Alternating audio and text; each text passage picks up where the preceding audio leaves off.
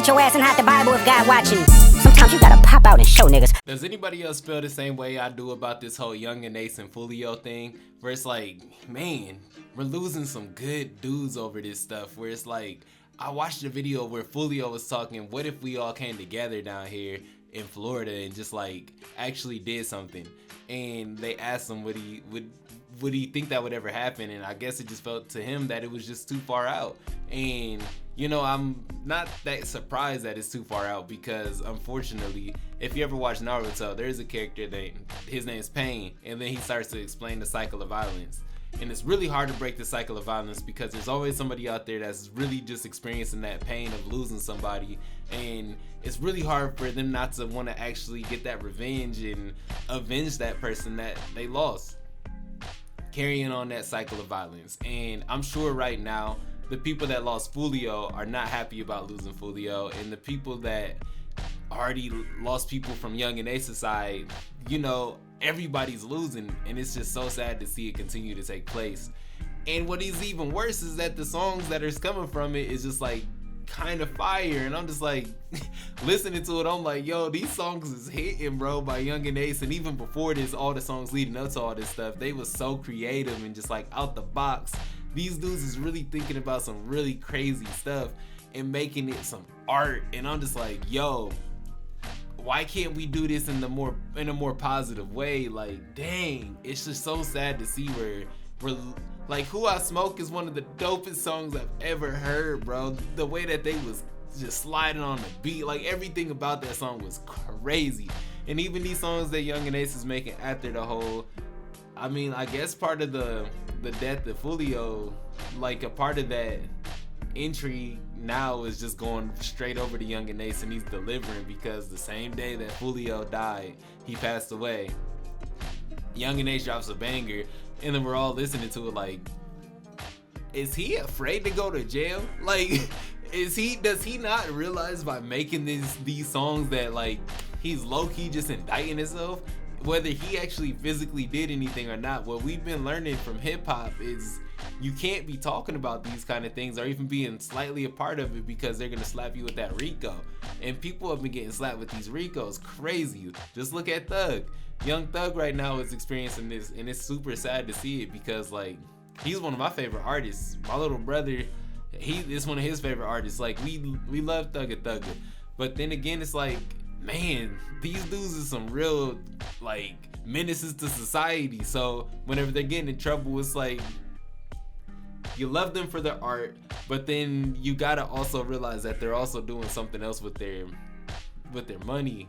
I mean, not their money, but with their lifestyles. Their lifestyles are just like destructive, and you don't want to uplift those kind of things, because you don't want to continue carrying on this cycle of violence and things that are being lost from the community because of this all taking place, and people that are innocent getting hurt because of these acts that's taking place.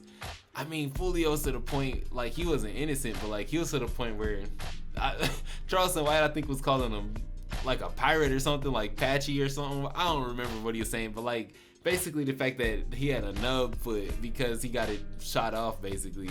And I'm just like, yo, I ain't even think about it like that. Charleston was jumping out the chair, talking about like how he could pivot and stuff. And I guess in reality, there was a lot to, like, if you're getting your foot shot off, then that should be a good time to say, like, even all the other times where he almost passed away by getting shot.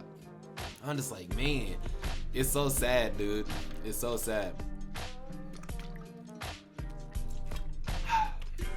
But at the same time, reality is reality, and you're already out there living in the streets the way that they live in. Young and Ace is definitely like, what do I got to lose now? Like, if he actually had anything to do with this, might as well go out on top, making these dope songs, talking about how he did it. Like, they're gonna know that he did it one way or another. We see it right now with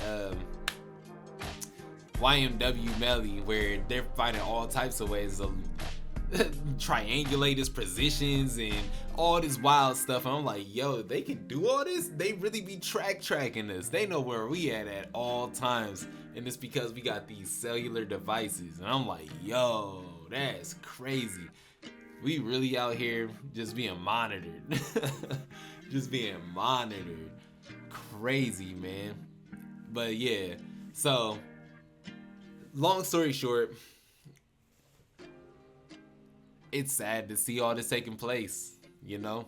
I wish that we could get to a point where our music as a culture could just start to reflect the more positive aspects of us, or even just get to a point where if people are rapping, it's not necessarily the lifestyle that they live, but that's what makes hip-hop so authentic, is that we get to see people. I make music and stuff like that, and if you listen to my songs, you can hear how it kind of reflects who I am as a person. And that's what you get from these songs, is like, the more they're putting out there in like these super creative, artful ways, the more that it's gonna get these numbers, because it's real, it is fire, and it's going to attract eyes. It can't do anything else. And they've already built up this whole intrigue down there in the Jacksonville area, or Florida in general. I'm not really sure what all they cover. I'm not all that familiar with this case, or even the background of all this. I just know leading up to this, there was some fire songs, and I was like listening to some Vlad interviews with them, and you know, just hearing stuff that they're saying in between each other. And it felt like a part of them definitely wanted to have some peace and definitely bring themselves together between both of them. Like, they both had this energy of like, if it was possible, we would make this happen. But in reality, it just seemed to them that like there was no getting out of this. Too many people have been lost. Too many people can't come back from that. You lose your brothers, you lose your best friends, you lose like your aunties because they get shot. Somebody lost their grandma because the house. You know, it's just like there's complete strangers at Walmart that are now like starting to feel some type of way because you might have had a drive-by and hit somebody that was just trying to leave the store. You know, it's just all these kind of things. I'm just making up hypotheticals here, but like, this is how this stuff affects people. But anyway, I hope that moving forward we get some peace, but that's just a matter of perspective, because I don't think true peace is a thing.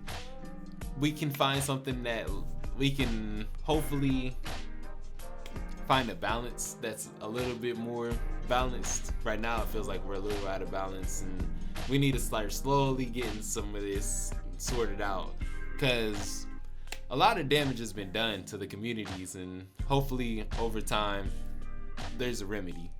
Anyway, peace out. Like, comment, subscribe. Tell me what y'all think in the comments below. Have a good rest of the day or night wherever you're at.